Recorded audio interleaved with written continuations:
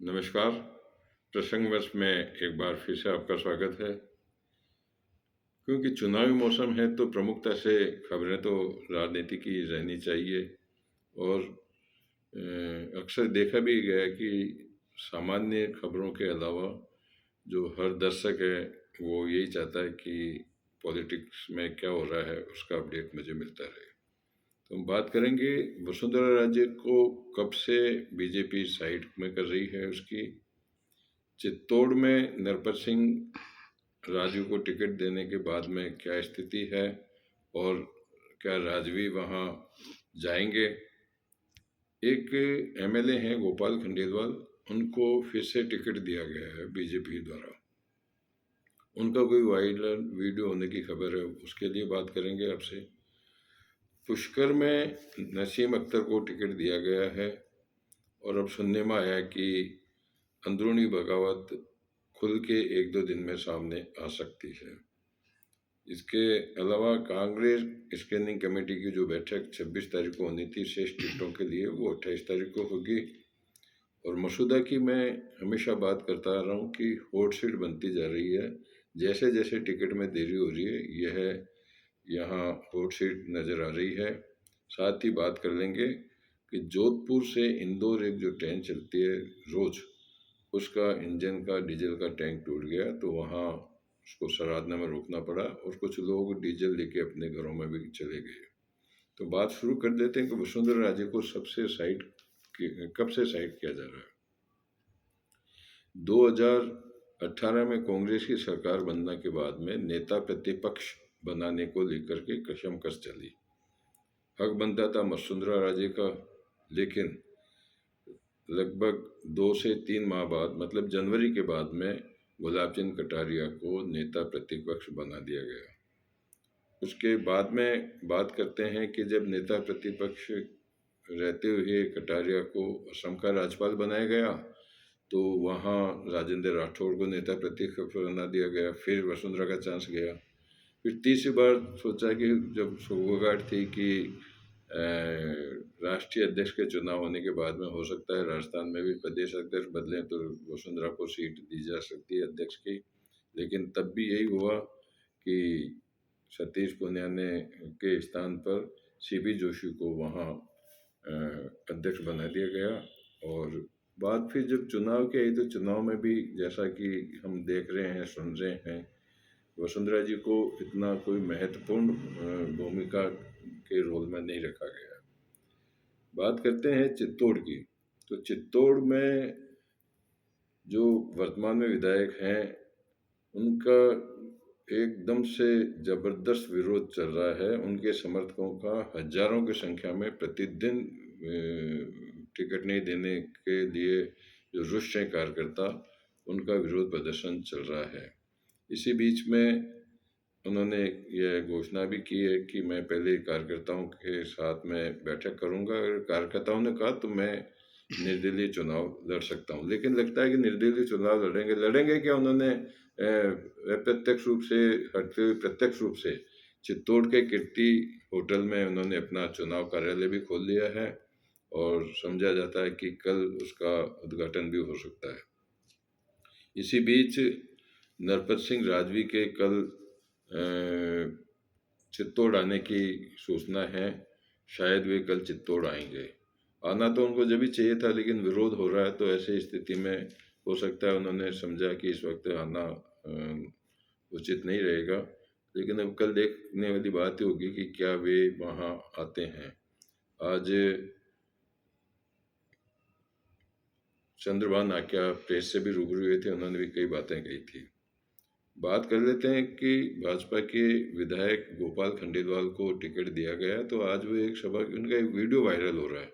हम उस video viral को अपनी तरफ से स्पष्ट रूप से नहीं कह सकते कि वो उन्हीं का वीडियो वायरल है, कि जो वीडियो वायरल हो रहा है उसको बड़े चैनलों पर भी दिखाया गया है, जिसमें वो कह रहे हैं कि वसुंधरा सरकार को बचाने के लिए हम हेलीकॉप्टर से गए थे। जब उन्होंने अशोक गहलोत के ऊपर आरोप लगाए गए तो होटलों में रहे, वो उनको सरकार बचाने में किया, तो कुछ लोगों ने कहा कि भाई आप भी तो थे, तो उनका हमने तो उनकी सरकार बचाने के लिए हेलीकॉप्टर से गए थे। बात करते हैं पुष्कर में पूर्व मंत्री नसीम अख्तर को हालांकि उनके विरोधियों ने बहुत विरोध किया, उसके बावजूद उनको टिकट दे दिया गया और टिकट देने के बाद में अब उन्होंने अपना जनसंपर्क भी शुरू कर दिया। जब वे किशनगढ़ टोल प्लाजा पे पहुंचे तो हजारों की संख्या में उनके समर्थकों ने उनका स्वागत किया।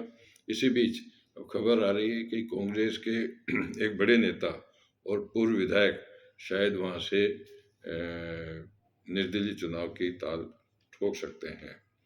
बात करते हैं, भीलवाड़ा में भी विठल शंकर दवे का विरोध हुआ है, वहाँ भी उनका कोई पुतला उतला फूंकने की जानकारी मिली है। इसी के साथ में मसूदा की जो बात करते हैं, जो हम बार बार करते भी आ रहे हैं, मसूदा अब जो अजमेर जिला तो अजमेर रानी ब्यावर जिला हो गया, लेकिन परिसीमन नहीं होगा जब तक जो ब्यावर विधानसभा या दूसरी मसूदा विधानसभा ये अजमेर में मानी जा रही है। अजमेर की 8 विधानसभा सीटों में से 7 पर प्रत्याशी घोषित कर दिए हैं। केवल मसूदा को रोका गया है।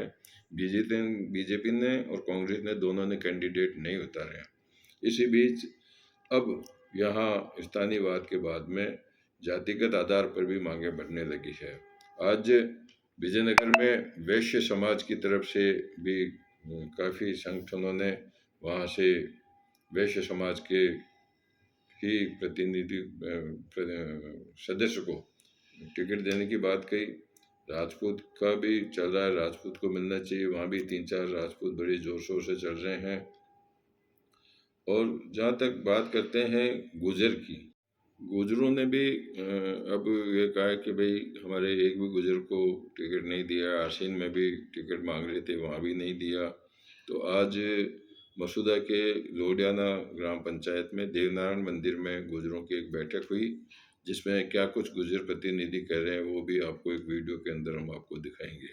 तो ये सारी चर्चाएं हैं जो राजनीतिक हिसाब से चल रही है। लेकिन एक जोधपुर इंदौर ट्रेन की भी घटना घटित हुई है, जिसके डीजल टैंक के फूट जाने से वहाँ लोगों ने उसका फ़ायदा उठाया। बाद में इंजन बदल के दूसरा इंजन भेजा गया, तब ट्रेन आगे जा सकी। चलते चलते बात कर लेते हैं कि पूर्व IAS अधिकारी हैं जो पहले बिहार में भी SDO रहे हैं, अजमेर जिला जयपुर में जिला कलेक्टर रहे, अजमेर में संभागीय आयुक्त भी रहे। उन्होंने अपने समय से पहले रिटायरमेंट ले लिया था, वॉलंटरी रिटायरमेंट। अब आज समाचार आया कि वो बीजेपी ज्वाइन कर रहे हैं, हो सकता है उनको भी कहीं टिकट मिल जाएगा। इसी के साथ में एक दुख भरी खबर भी है कि भारतीय टीम के पूर्व कप्तान विशन सिंह बेदी का आज निधन हो गया और उनके निधन पर कई बड़े बड़े क्रिकेटर्स ने और राजनीतिज्ञों ने संवेदना व्यक्त की है। हमारे पास में अनुराग ठाकुर के जो केंद्रीय मंत्री है, उनके द्वारा संवेदना व्यक्त किए जाने का भी समाचार है। कुल मिलाकर यही जो बातें आज चर्चा में रही वो आपके सामने मैंने परोसी है। फिर मिलेंगे कल। शायद मैं आपके बीच में नहीं रह पाऊँगा, मुझे कल कहीं बाहर जाना है। फिर एक बार नई चर्चाओं के साथ मैं आपके बीच हाजिर होऊंगा। नमस्कार। मोदी जी के द्वारा आ रहे हैं और जो खादी सुरक्षा है वो सब मोदी जी की तरफ की है। और ये सरकार ऐसी सरकार है, ऐसी निकम्मी सरकार है जो कोरोना काल में केवल 5 स्टार होटल में ऐश कर रहे थे, पूरी जनता की कोई सुध नहीं ले रहा था। हम तो अभी तो हेलीकॉप्टर में बैठ जाए। तुम्हारी सरकार जा रही थी, उसको बचाने लगे। बहुत बहुत धन्यवाद आपका, बहुत बहुत धन्यवाद हमारी सरकार बचाई। इसलिए आप ये गांव की जनता, ये गांव के प्रधान जी आपको गुमराह कर रहे हैं।